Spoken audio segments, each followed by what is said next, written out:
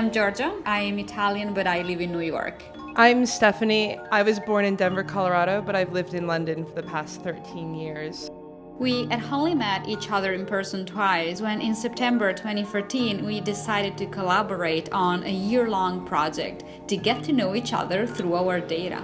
Dear Data was conceived as a new type of correspondence through creating and sending hand-drawn data postcards across the ocean to each other.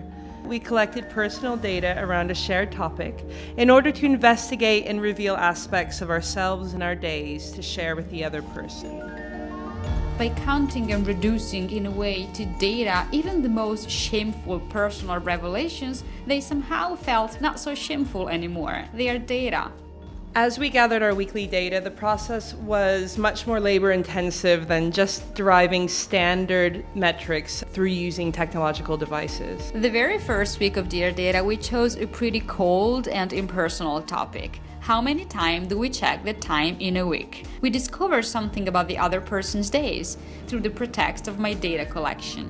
Why was I checking the time? What was I doing? Was I bored? Was I hungry? Was I late? I finally realized during our week of gathering data on the urban wildlife we saw around us. Each week isn't a scientific, comprehensive survey of every single animal I passed by or every emotion I felt and so on, but a record of Georgia and I noticing and us marking our awareness.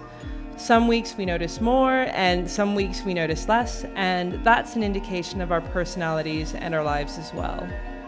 Drawing with data, when the drawing is the final output, can be painful. It's laborious, demanding, it's frustrating. My week 24 is a perfect example. A week of doors, to give the other person the idea of the pace of our days through the internal and external environments we entered in. Often during the project, the act of counting became something that was emotionally charged. In week 29, Georgia and I ended up tracking moments when our partners inspired love or inspired annoyance. This card became like a love letter to my husband. I like how instead of giving someone flowers, now you can give a data set. Once the visualization was complete each week, we would drop the postcard in our postbox and wait with our fingers crossed. We learn to pay attention, to live in the present much more, to be more aware of our surroundings and of our behaviors with new lenses.